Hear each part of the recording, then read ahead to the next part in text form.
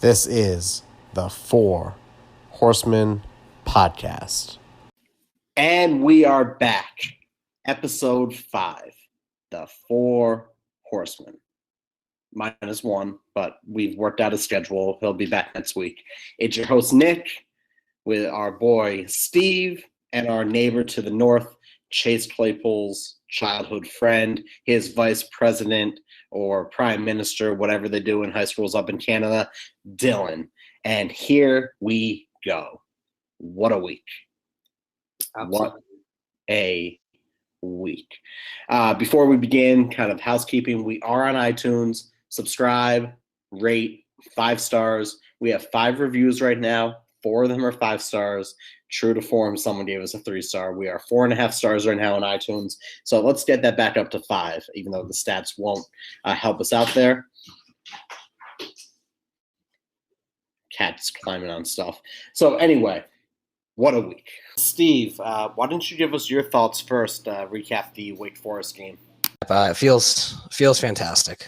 Finally have something to look forward to. Finally have a fun recap. Michigan was great, but that was very stress filled. This was just a fun game. I can feel it down in my plums. Just we got juice, we got energy with this team, with the offense. Offensive line looked good, and in all facets of the game. We started a little bit slow. I did tweet out that to feed me Jerkovich, I wanted him earlier than the fourth quarter. I wanted him in that after like the second drive, but hey, you know what? Got to give credit to the team. They stuck with it. Ian Book, Electric Factory, and the team is looking. We're looking like we can finally start to compete on the offensive side of the football with as a top 10 team. So that's we can definitely go more into depth, but Nick, hit me with some thoughts here. Wake Forest, they didn't stand a chance from the beginning of the game to the end. It was a total decimation of a football program. We got their defensive coordinator fired, and I didn't look up the numbers. I saw it live. I am very pleased right now. I am very happy to be a fan. This was the first week I was truly entertained, not stressed at all. It was a peaceful time in the Wagon household. Yep, pretty much the same thing here. I kind of said last week maybe we need to get on the road, but I think more or less we needed to get a quarterback change. I'll admit, when it happened, I didn't know it was going to happen, and I was a little surprised. I wouldn't have gone with Book, but I understand why they did, because Brandon Wimbush was not playing well, despite playing really well against Michigan. But Ian Book stepped up, had a fantastic game. We got to give that kid credit. One of the better performances I've seen, I think, at quarterback. We weren't playing a great opponent, but still, it's a big win. It's an emphatic win. I think it kind of puts a little pressure off of us. Because the narrative was starting to be, it's only a matter of time now before Notre Dame slips up. They're not that great. That win against Michigan, was that a fluke? And I think kind of putting Wake Forest to bed helps kind of also kill that narrative. And now we're on to the big one, right? That was a pretty good game going into this week. We didn't overlook Wake Forest. Our defense kind of gave up a high amount of points. I think a lot of that was kind of garbage time, but still. We weren't perfect. I think we started off the game down 3-0, right? And everyone lost their mind. So we can get better, which is good news. But that's the kind of performance we needed. Offensive breakthrough. I swear Notre Dame is just the Dallas Cowboys. I watch them too interchangeably. Both of them can't seem to get an offense going. Although, credit to Kelly and the Book, they got it done this week. That they did, to the tune of 56 points. Yeah, and I think the 56 is like our highest point total in 19 years, which ironically, hey, can you guess the last team we put up 56 points against? That was Stanford. Hey-o, let's go. There's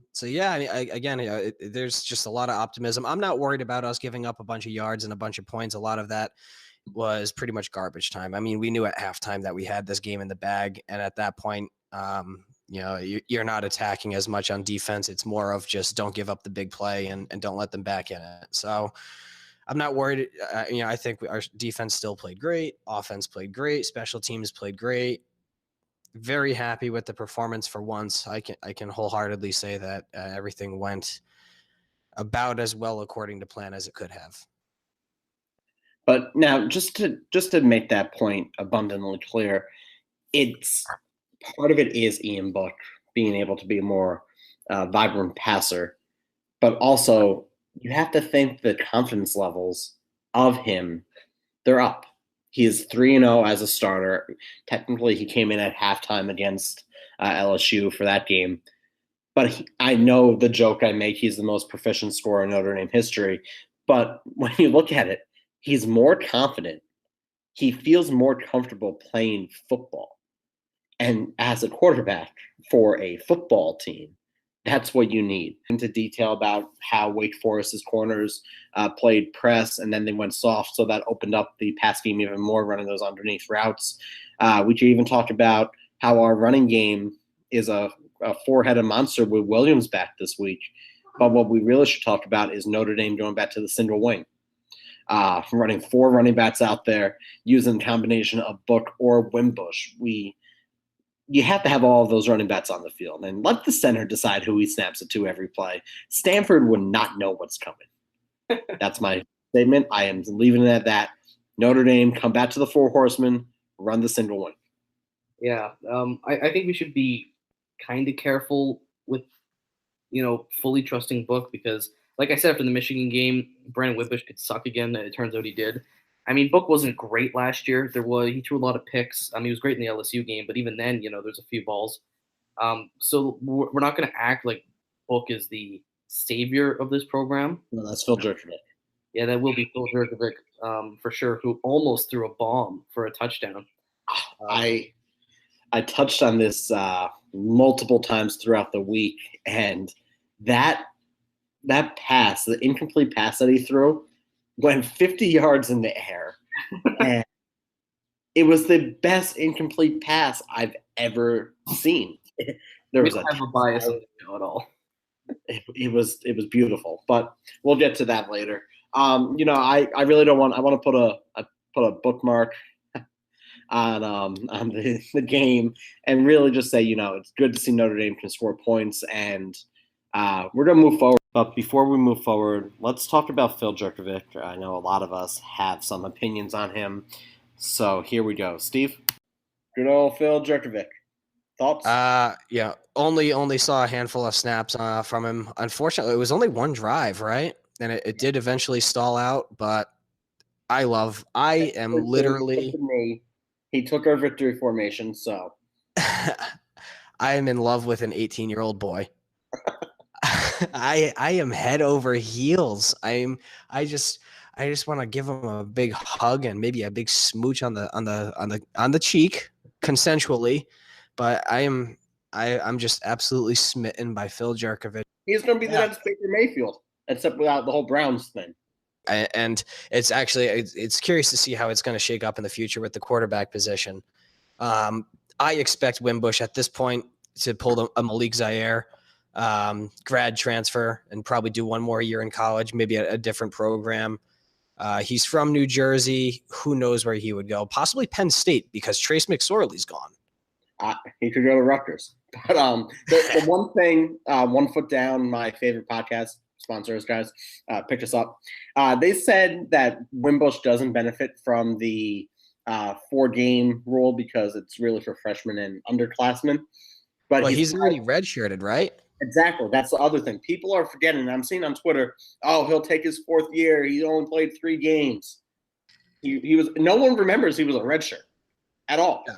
Yeah, he's currently a redshirted junior. He's in his 4th year. He's a true senior, redshirted junior on the field. What he could do, I think, one of those things where he would be able to play immediately is to be able to pick a grad program at a different school that the major isn't offered by Notre Dame. That's what our good friend Montgomery Van Gorder did. He's having a hell of a year down at Youngstown State. that we may have to be a Youngstown State podcast for the FCS playoffs. But I'm involved with Montgomery Van Gorder, MVG for MVP. And one last point to that, there was Kelly Bryant transferring. He kind of took his ball and went home. I'm sick of that. You got benched. Big deal. You're going to be in the NFL, but his stats were terrible. And yeah. I mean, at least with Winbush, I think we've all come to the same consensus. He's a great kid. And we all want to see him succeed. We've all wanted to see him succeed. I, especially last year, was so critical of him, but it's because I knew that he was an absolute stud and he's an athletic specimen. And there's nothing I would like to see more than Brandon Wimbush playing on Sundays. I don't think it's going to be at the quarterback position, but maybe I'm wrong. Maybe he can find a QB whisperer coach that can get into his head, because I think 99% of his problems are honestly mental. We know he's got a rocket arm. He'll be like Arnaz Battle. Yeah. I wish nothing but success for the kid. And to be quite frank, I wish he was still the starter, because if he was still a starter, that means he's putting up monster numbers and leading like basically a Heisman-like campaign with an undefeated team. The circumstances are he's not performing. He's likely going to finish out the year. Hopefully, fingers crossed, we don't need him, because that means that if we don't need him, that book is playing great and he's healthy. And then Wimbush, is as I mentioned, likely gonna move on, which is perfectly fine. Wish him all the success. He's a great kid.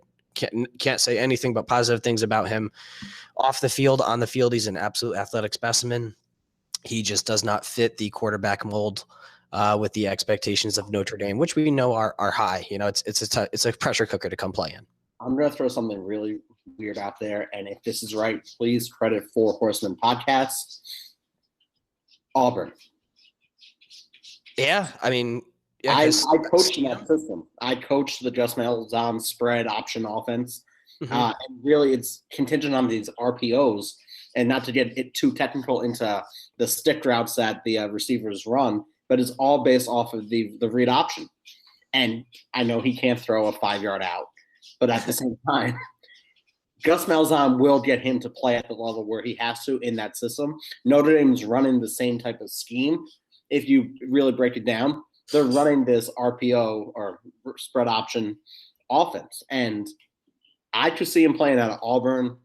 He could even play, in the Midwest somewhere, not Wisconsin, obviously, but I could see him playing where it allows him to run more. And Scott Frost needs a QB. So Nebraska. I mean, Nebraska, Penn State, Auburn. You would imagine Missouri, because they're losing. Who's their QB? I forget his name. I don't watch Missouri football. Their QB is going to probably be a top 5 pick, but his name is escaping me at the moment. But yeah, I mean, he's a legitimate QB. I think. I just don't think at Notre Dame it's going to work out. It is what it is, though. We got 4 horsemen right now. I personally have 4. We're going to do a little bit different style this week. We're going to go back and forth here. First, my 4th horseman, number 4, was the kicker for Wake Forest, actually. Because he's a media darling. He's a freshman. I feel so bad for that kid. For the brand. He stood on the sideline when they were supposed to be kicking that field goal. He runs out. Just Montana on 1 foot down. Subjects did this play-by-play of that play, just broke it down. The kid had 19 seconds left on the play clock when he sprinted out there. That's the fastest a kicker has ever run on the field, and he just blew it. And I mean, they did go for it 7 times against BC. You figure they would go for it every time against ND because they're an underdog at home. But poor kid. You get the 4th horseman out of pity this week. What about yours? Well, I will point out Notre Dame and kickers, man. What do I tell you? But my 4th horseman this week is going to go to Drew Tranquil. I'm just fascinated with this guy. He's been so good for Notre Dame. This week he had 8 total tackles, 6 solo. He had a one sack and 2 tackles for loss. Pretty impressive stuff. He was flying all over the field, made big plays in big moments. So number 4 for me is Drew. But it could have gone to a lot of guys. I thought we played well today. And Steve, who's your 4th horseman? Chris Finke. I don't know how that. How do you say it? Is it Finke or Fink? I just yell, catch the goddamn ball. He made some plays on Future Patriot, we'll call him. Absolutely a future Patriot. Unfortunately. I'm not sure if that's racist or not, but Chris, you are allowed to live in my house. I have a lovely couch. If you're allergic to cats, we'll figure something out. Yeah.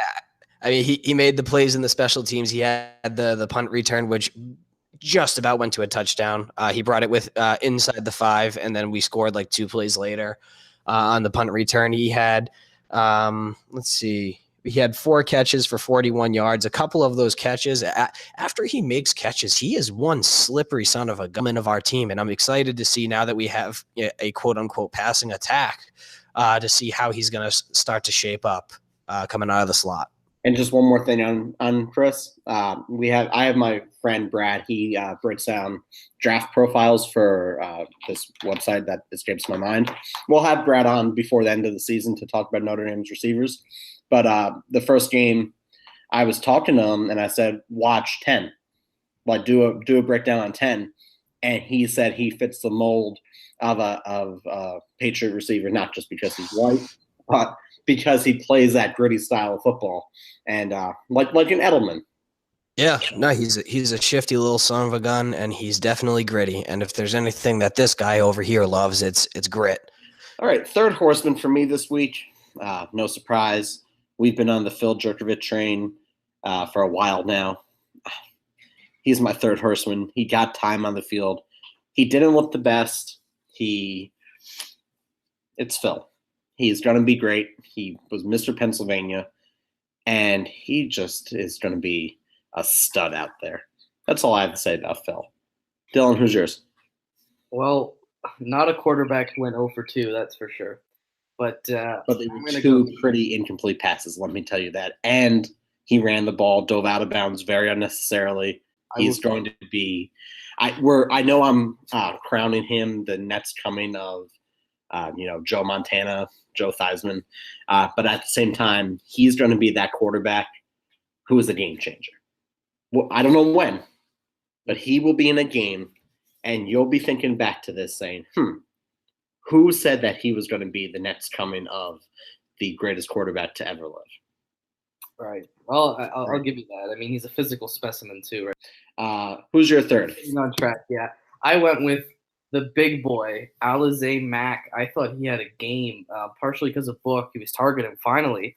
But this is a kid who's supposed to be a really talented tight end who could go high in the draft, but he's never really done anything at Notre Dame. He was a 5-star recruit, and he missed the year with academic suspension, but he broke through today. He had 6 receptions for 61 yards. That's 6.2 average, and it seemed to be a big moments in the game. I can at least think of 2 off the top of my head where Book kind of made a nice pass to him, made a big play for a first down. So, I'm going to go with Alizé Mack.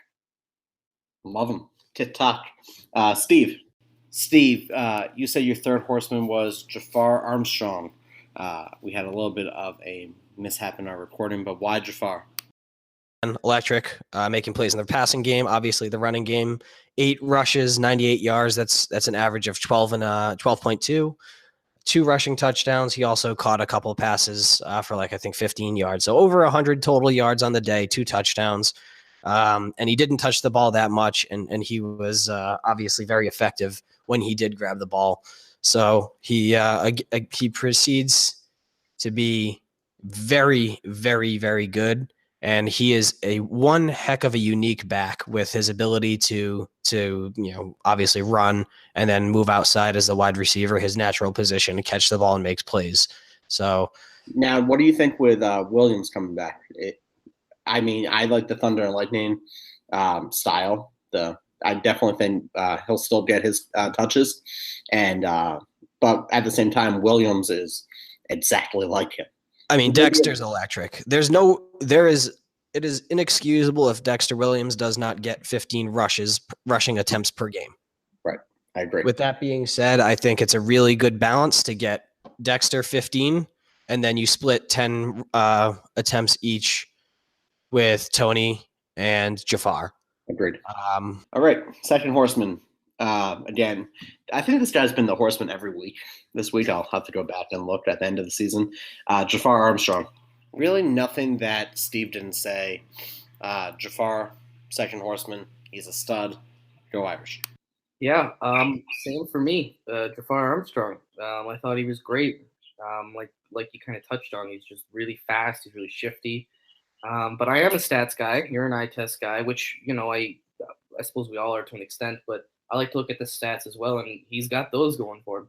So 8 carries for 98 yards. Get this, 12.3 yards per attempt. That is absolutely insane. He was breaking through defenses. Steve?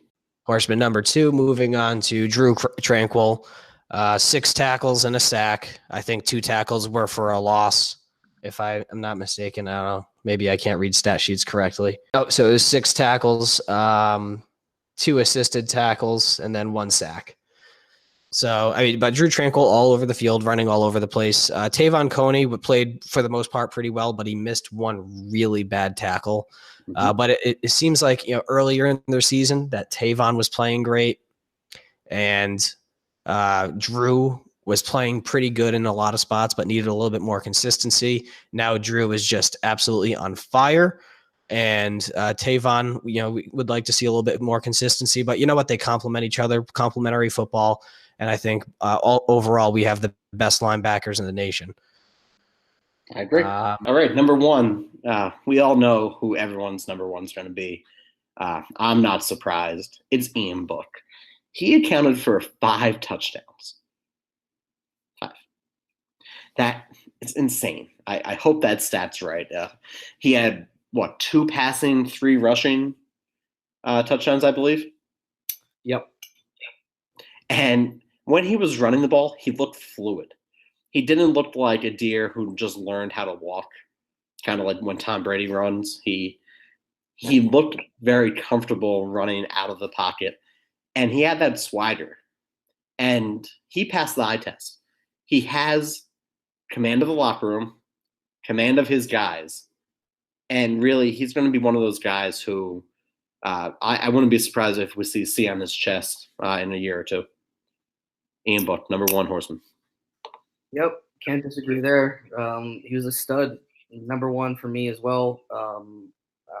Looking at some of his stats, it was quite impressive.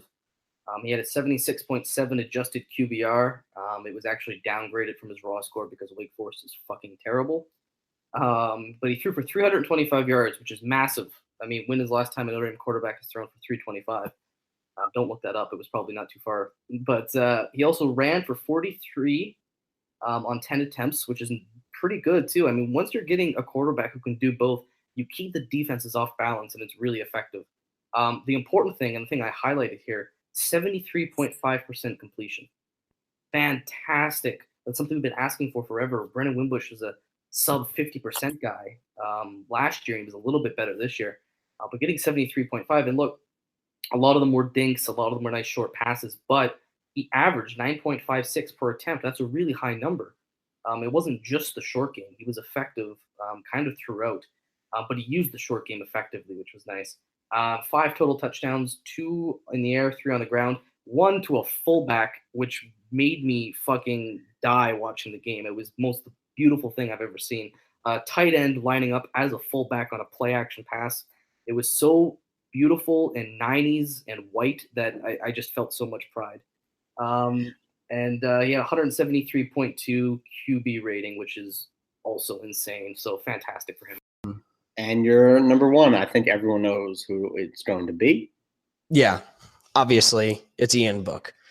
He accounts for, just under 400 total yards, 325 yards through the air, 2 touchdowns, no interceptions, no fumbles, took care of the football, made the plays he needed to, stretched the field, and he made all the throws, whether they be short 5-yard throws or going deep. I think right now we're throwing in this particular game, there was a few too many screen passes for my liking. I only like a handful per game because I feel like at one point they get predictable and you're really risking a pick six with those. But, Michael Young taking 166 yards, almost scoring, getting a tackle at the goal line. That was an explosive play. But that's also, just to interject real quick, it's because of how bad the Wake corners were. They were playing, if you watch it, they were playing real close, like press coverage for the majority of the game, which if you're going trips and you run, I didn't watch the tape over, but you go trips, you go, doubles out there, spread it out. You're playing into the hand of the split end. Split end can block you right away. So it opened up the game, and when they backed off, give me a 5-yard cushion to run at you and crack your skull, and I'm still going to throw the screen pass. So it just, schematically it worked. Stanford will be a little bit different. I think we'll see a little bit less screens because of how fast they are, but yeah, no, absolutely. Bottom line is the offense had life, and we went from averaging 23 points per game, and we jumped that up to 56 this week, our highest point total in almost 2 decades. So, it's against one of the lower end Power 5 teams with Wake Forest. Even though they've had one heck of a program the last couple of years, and they've been building, they're kind of going through some transitions right now with a true freshman quarterback and a really down secondary. But all things considered, last 2-3 years, Wake has been pretty good. We just happen to come out this week and play electric. So obviously very happy about that. All right. We got our opponents this week. I just did the math. The Notre Dame opponents on the year are 27-19. It's okay. Running through them all, I know that we've been chopping them down each week, but figured we have a little bit of time. Might as well go through all of them. Michigan, 3-1. They played Northwestern this week, another one of our opponents. Ball State, not great, guys. 1-3. They go in to play Kent State this week. Vanderbilt, 2-2. Play Tennessee State, should be 3-2 after the game. Wake Forest, 2-2. They play Rice. Stanford, 4-0. Va Tech, they play Duke. They're 2-1 after that embarrassing loss to Old Dominion. Oh, that's disgraceful. Quarterback is out for the year, so that's interesting. And Duke is ranked, so again, very interesting there. Pitt, 2-2. They got UCF, so they'll be 2-3. Navy, 2-2. They're on a bye. Northwestern, 1-2, going into Michigan. Florida State facing off against Van Gorder and the Louisville defense, 2-2 as well. See, with Van Gorder at Louisville, it's interesting. Everyone hates him there. Twitter, for some reason I got into this real weird Louisville Cardinal Twitter. Shout out to my friends in Kentucky. They don't like him, and I could see why. Syracuse, 4-0, going against Clemson and the freshman quarterback. Is that upset this week? Is that a possibility? The freshman quarterback? Can they upset Clemson? Is what I want to know. Oh yeah, 100%. You have the freshman quarterback starting. You have the tumultuous times that are going on over in Clemson now that Kelly Bryant pretty much is saying, I'm out. I'm not going to play for you guys anymore. They are playing at Memorial Stadium. You don't come out of Death Valley unscathed. But as I said before, Dino Babers is the real deal. Right now, we're looking at a spread. The line is moved to 25.5 after opening at 21. Ooh, I might take that one. And Syracuse definitely will cover. What I like most about Syracuse, and they play unselfish football. Dino Babers, Coach of the Year. And finally, USC, 2-2. They play Arizona. USC is the biggest disappointment this year so far. So, looking at the opponents, Stanford obviously being 4-0 is huge. The fact that we only have 2 undefeated teams left on the schedule, very interesting. But it's really shaping up for Notre Dame to hopefully be able to run the table. And that's really all I have to say about that. Again, Virginia Tech, do better. And I really just hoping for some wins this week from the teams. We need the strength of schedule to improve. So that's why I got there. Yeah, pretty good run through there. I mean, Michigan's looked really good lately. That kind of helps us out. But I'm worried. What if theoretically they went 11-1 with their one loss being us? Could they push us out head to head with an early season loss at Notre No. Dame Stadium? I wouldn't think No. so, but they do play a tough schedule, right? Wisconsin's in there, Ohio State, Penn State, Michigan State, Notre Dame. That's a pretty tough schedule. I mean, they won't get out of there, with just one loss, but we need Michigan to kind of pull through for us, and Stanford after this. Stanford's got another tough schedule. So, yeah, do better, Virginia Tech. Despicable. All right, so we actually have a report from our neighbors to the north. Word on the street is there has been some rumblings with Chase Claypool's childhood friend, and we're going to catch you up there. So, Dylan, what are you hearing up there in the great north? Well, I recalled on my childhood memories, and I thought I could tell you guys a story, actually, of me and my childhood neighbor, Chase Claypool. So me and Chase, we used to talk about making it big in America. It was a really big thing. It was our dream to play.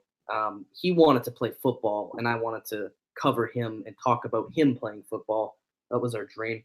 But we knew that if we were to ever make it big in America, we would have to get rid of our uncivilized and uncultured Canadian accents. But before that happened, we did have a conversation once.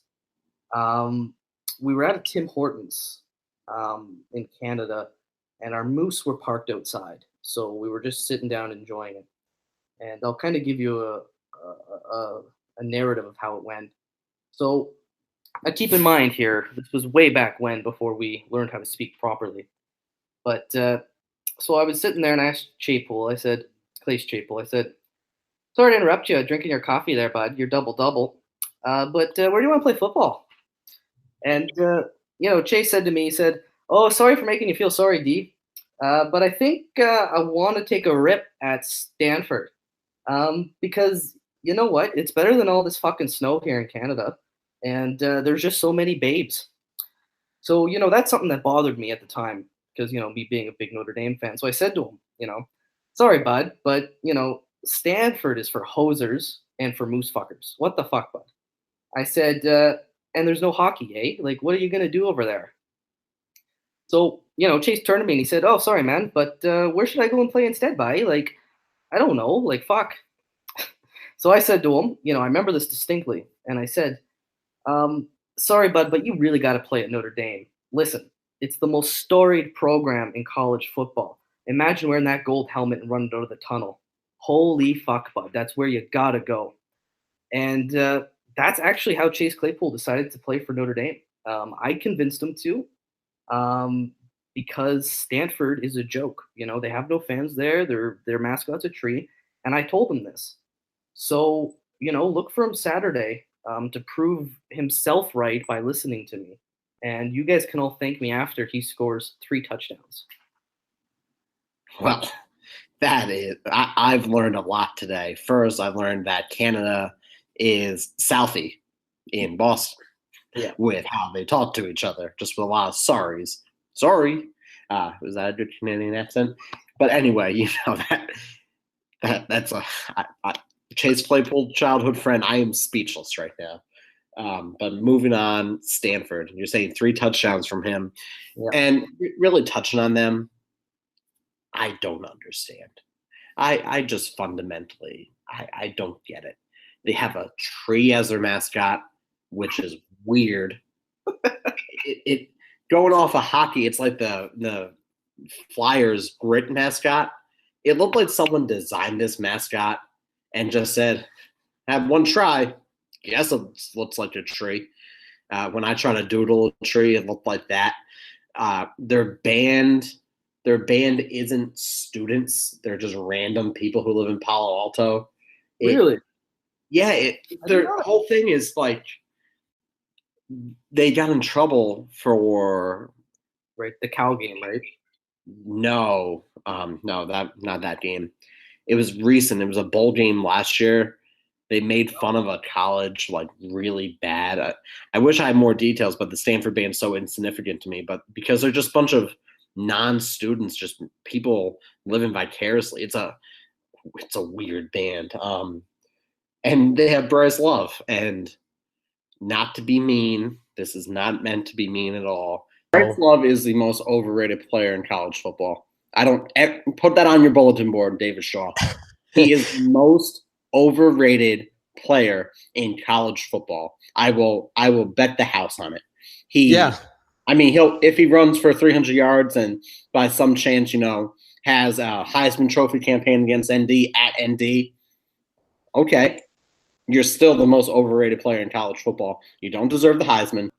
I'm not impressed. You get a couple of hits on him, he's gonna fold.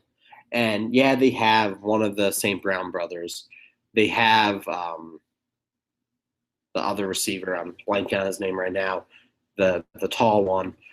They have viable threats.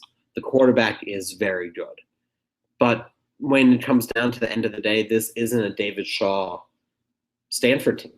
Steve, what are your thoughts on Stanford? Stanford are nerds, and yes, it may be true if we're looking at stats. That out of the last 9 contests, Stanford has gone 7-2 against us, with 2 of those wins coming in South Bend. But they're nerds, and their rush defense is not looking good at all. They look pretty porous. This is not one of the better defenses that has come out of Palo Alto in a while now. And their rush offense, even though they have Bryce Love, now, mind you, everyone's obviously stacking the box against them, but they're only averaging 3.3 yards per carry. So, no, I think this lines up good for us. They have a not that great of a run defense. They have a rush offense that has been struggling. I mean, obviously that's the mainstay of their offense in general, but this doesn't seem to be one of David Shaw's traditional rough, tough teams that's going to come in with like a Toby Gerhart and put up, 300 rushing yards. They're not hit you in the mouth, hit you in the mouth, hit you in the mouth, throw a pass over the top. They won the Oregon game because of 2 fluke plays and inability to take a knee. So when it comes down to all of that, I'm not worried about Stanford. I should be, but I'm not. If you pull up the stats of like Stanford overall in the year, nothing on paper jumps out of me whatsoever. Yeah, they're 4-0. Yeah, they're 2-0 in conference. But looking at Stanford itself, they're first in the Pac-12 North. Great for them. They've played San Diego State, USC, and UC Davis, and Oregon. None of those wins have been impressive. If you're looking at the roster itself, Kevin Costello, great player, and then you have Bryce Love. Arcega-Whiteside was the receiver I was thinking of. Their O-line isn't good. They're not going to be able to take the speed that Notre Dame has, and it's KJ Costello. So I'll edit that out. I'm looking at everything right now. I watched the game. Again, I'm just thoroughly unimpressed right now. Arcega-Whiteside is probably the one player that I'm most nervous about, and the fact that 2 top 10 teams have not squared off at Notre Dame under the lights since 2005. So that's where I'm at there. Yeah, I mean. Also, just real quick before I'm just going to cut you off. KJ Costello has thrown 10 touchdown passes in his first 4 games. Right now, Arcega-Whiteside, great players. Bryce Love has only rushed for 254 yards and 2 touchdowns this year. That's all. No, that's what I was getting at. I pulled up some stats here. I think your assessment was fair, but I would also say it kind of applies to us. We don't really – nothing that we've done jumps off paper either, but we're 100%. But yeah, no, I get what you're saying. And look, this Bryce Love Heisman candidate great running game. Stanford averages 104.3 running yards per game. That's 120th in college football. What's ND? ND's 183.8 run yards per game, and that's 60th in college football. So we're still early on. Offenses are kicking in, right? Yeah, fucking Appalachian State is still in the top 5 of efficiency scores, but it doesn't. I'm not scared of Bryce Love. Maybe it's because teams are really overplaying them in the box, but there's not much there to suggest that Notre Dame should be too worried. Our front four, what do we play, 6 with 2 linebackers there? That's really good. We're really good against the run. Just to trade you off real quick, if you're stacked in the box against Bryce Love, that means Arcega-Whiteside, KJ Costello should light it up. Exactly. Yeah. They're not lighting it up to what you should see. You should see them putting up, a 70 spot on UC Davis. So it's one of those things where everyone 100% guarantee. Barstool College game day, love Barstool, Viva, ESPN game day. They're all going to pick Stanford. You think? Maybe Kirk Herbstreit will come around to ND eventually, but Stanford will be everyone's pick this week. Notre Dame is a 5.5 point favorite in the game. It's moved from 4.5. Okay. So it's one of those things where, yeah, it may be a close game. I don't think so, but they're thoroughly unimpressive. But I don't know why. Hit me with some more stats. Well, I'll tell you one area where Stanford kind of has us beat a little bit, and that's turnover margin. They got +6 turnover margin this year, and we're +3. But with 2 BS1s in the Oregon game, right? Yeah, I think so. Okay, so +4. We'll do the P-Wagon adjustment to +4. The P-Wagon adjustment. They're also pretty good at getting the quarterback. They got 13 sacks versus our 8. But I think you brought up a good point. If they were stacked in the box against Stanford so much, you would see a better passing attack. And you're not really seeing a bad passing attack by any means. I mean, Costello's a good quarterback, but they're a methodical offense. They run the ball, they control possession. Now that I say that, this game will end up being 54-43 or something, but they're not designed to be super explosive. They're run heavy, and the run's not working. So I think this is a game we should win because we're a better team. We got a better defense overall. Offenses are close, I think. We're not super impressive. We don't really know with Notre Dame because a lot of our stats are, frankly, almost skewed by terrible quarterback play with Wimbush, right? We don't really know how good Notre Dame is with Book, so we don't really have stats kind of to adjust for that. But overall, these are 2 smash mouth teams. They're physical. It's Notre Dame, Stanford. I mean, they play the same style almost. And it's going to be a good one because it always is.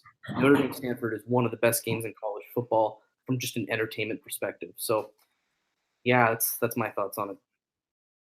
Yeah. Let's look at a bright spot heading into the game where I think this might be a difference maker. I mean, we know we have a great punter in Tyler Newsome, and we can, if this is going to be a classic knockdown drag out fight with Stanford, then we know we can. I'm not going to say we're going to win the field position battle, but we're absolutely going to compete and have a hell of a chance to do pretty well with punt returner Finke. Hopefully, getting us some good field position, and also Newsome hopefully pinning them deep. But more importantly, in the red zone last week with Book taking over the offense, Notre Dame went 7 for 7. That's the first time that Notre Dame had gone 7 for 7 since October 29th of 2011. It's been 7 years. And we did that against Navy, by the way. And that was when Navy was kind of a joke.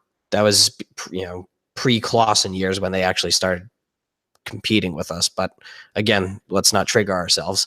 But yeah, I mean, we were efficient. We took care of the football. And I think that's what it's going to take at home against this Stanford team. Last thoughts that I have really, and ND should, in all intents and purposes, win this game. We're still 8th in the nation. I get it.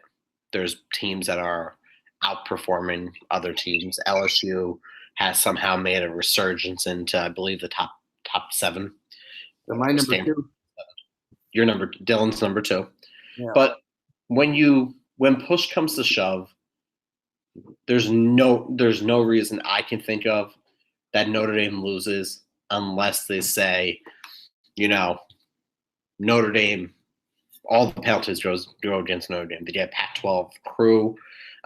It rains in South Bend for 5 days, so we have to run the ball every play, and that plays into Stanford's hands a little bit more than ours. But we have Dexter Williams back off a 4-game suspension. He's a different player than he was in the spring. I think he's going to be good. But you have him, you have Jafar. I tongue-in-cheek made that joke in the beginning that we should run a single wing. But at the same time, why not run a Wildcat? I know it sounds crazy, but why not run the Wildcat? Put 2 running backs back there. Run a read option off of that. Don't throw. By no means throw the ball. Run it with a jet sweep, a little speed option. I know this sounds like NCAA 13. I'm playing that right now. I'm using ECU. I've won a national championship already. Beside the point, you have the speed. You have to use it. I love that we're taking risks near the red zone, but run the ball. You have a fullback. You have 3-4 viable running backs, and you have 3 mobile quarterbacks. Sorry, Phil. So with that, there's no reason that you can't game plan for whatever Stanford decides to throw at you. So with that, my prediction, Notre Dame 31, Stanford 17. Wow. Yeah. I think that's pretty decent there, P Wagon. Another thing is we're at home. Notre Dame's good at home. There is a narrative by some fans that I won't mention that just Kelly can't win the big game, and he's lost big games. Don't get me wrong, but I tweeted his record against the rivals at home is 10-5. The Big Four, USC, Michigan, Stanford, and Michigan State. I picked those 4 because of quality reasons. 10-5 at home, and 2 of them came in the season where we won 4 games. Right, that Stanford game probably shouldn't have been a loss. That was, by far our worst team ever, and we really should have won that game. And then that same year we lost to Michigan State. So really, Kelly's good at home. Notre Dame is a good home night game. When's the last time Notre Dame's lost a night game at home? Not counting that 2016 season. 2005 USC ND, I would have to say. I'm sure there's been a few since then, but the point is Michigan 2012, 2014, 2018, USC 2014 or 2015, 2017. It's like every time we're at home against these teams, we beat them. Stanford 2012. Notre Dame's good at home. It's a good atmosphere. And I think that's going to be a huge factor into the game because Notre Dame and Stanford tend to go back and forth with who's at home tends to win the game. Although Stanford got ahead of Kelly early on when he came there. So, it's going to be a good one. I don't know what to think of it. It's hard to kind of think of a score. I'm going to say 34-24. Okay. It's a 10-point gap. I think that's fair. That's a little bit higher scoring than I was thinking going into it, but you took 31, so I couldn't take the same number there. I think we'll win 34-24.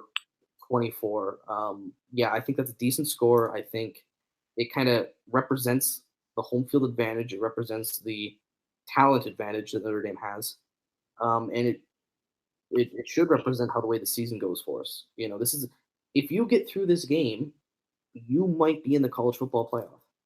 Think about that. Oh, I will think about that, Dylan. Steve, what do you think? It's I'm feeling good. I'm feeling confident. I'm not going to get overconfident because God knows I'm a Notre Dame Fighting Irish fan, and I know all too well what it's like to have your heart literally ripped out of your chest and then pooped on in front of your eyes. But I'm feeling like we are absolutely going to control the trenches in this game. We have an offensive line, which I think is chomping at the bit now with a quarterback behind them that can start moving the ball and really opening things up. I'm going to go with Jeez. I'm going to go with maybe 24-13 Notre Dame. Love it. One thing, I guess I'll take the host role for a minute from you. Mhm. Tell me what you think this rivalry means, because we play for the Legends Trophy, whatever the fuck that is. But is this a rivalry you like? Is this a new rivalry? Where do you see it among the Notre Dame rivals? What does it mean to you? Yeah, and kind of give me your thoughts on that. To be honest with you, not much. It could be because I'm from the East Coast, but when I think Notre Dame rivals, I think USC, Michigan, Boston College, Navy, Michigan State. Stanford barely is a blip on the radar in terms of rivalries for me. Yeah. I don't know why. Maybe it's because I went to the BCND game last year and I saw the electric atmosphere when we literally ran them out of their house. Navy, I grew up in a Navy household, so beating Navy every year was a point of pride. USC, obviously, that's the biggest rival. Michigan State, just because of the games that were played. But Stanford, I guess it would be a new rival. But for me, if we didn't play them, I wouldn't lose sleep at night. It's interesting that you said Boston College because we haven't really played them too much either. But I suppose that's being from the East Coast. That's mostly because I also got into Boston College and I didn't get into Notre Dame, so I will refer to them as my backup college. I didn't go to Boston College either. I could have, but I did not. So with that, it being on an East Coast bias, being from New York, really, you didn't like Boston. Boston was the devil, the evil empire, even though you thought the Yankees are the evil empire. And when Notre Dame played Boston College, it was always a whooping. So, except for when Flutie was there. It was always one of those beatdowns that you could rely on.